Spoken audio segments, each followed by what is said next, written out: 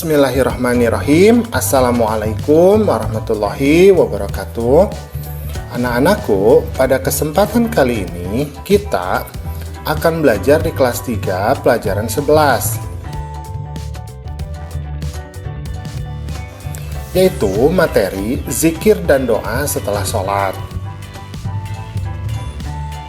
Adapun submateri yang akan kita bahas adalah mengenai arti zikir dan doa setelah sholat.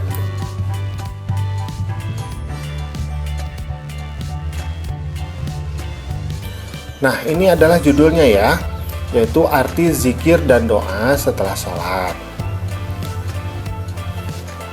Nah, di sini anak-anak sedang berdiskusi nih. Apa katanya?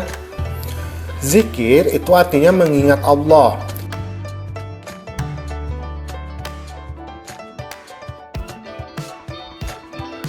Zikir dilakukan dengan cara mengucapkan bacaan atau lafal-lafal tertentu untuk mendekatkan diri pada Allah. Contohnya, misalkan mengucapkan Allahu Akbar, Subhanallah, Alhamdulillah, ya, dan sebagainya.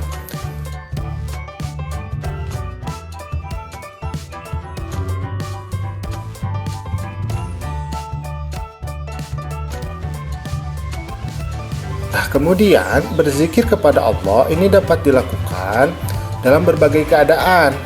Bisa sambil berdiri, bisa duduk, atau juga dalam keadaan berbaring.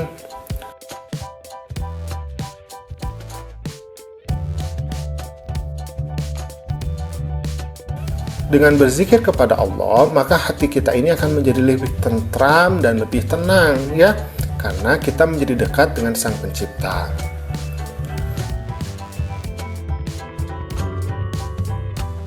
A'udzubillahi minasyaitonirrajim. Ya ayyuhalladzina amanu dzkurullaha dzikran katsira.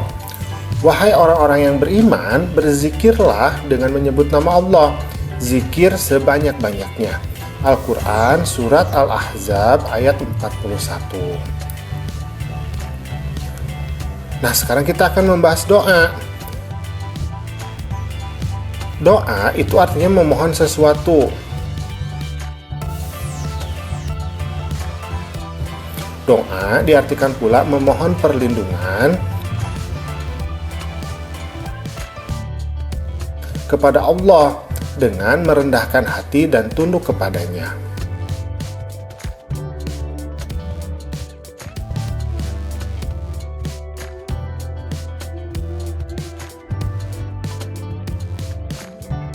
A'udzubillahi minasyaitonirrajim.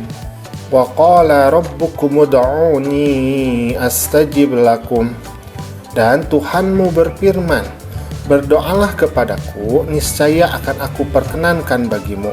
Quran Surat Al-Mu'min ayat 60. Jadi di sini Allah mengatakan bahwa ketika seorang hamba berdoa kepada Allah, niscaya Allah akan mengabulkan doanya.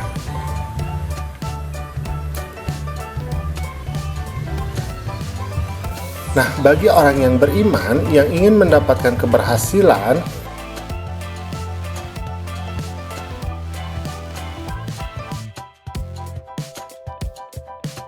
dan kebahagiaan di dunia dan di akhirat,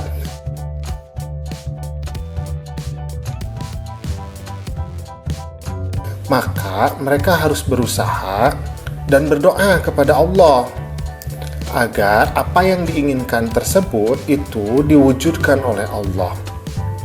Tapi harus hal yang baik ya, tidak boleh hal yang buruk. Oke, kita lanjutkan ya. Di sini kita akan bernyanyi dulu ya. Ini judul lagunya Zikir dan Berdoa. Nada lagunya seperti nada lagu Ambilkan Bulan Bu.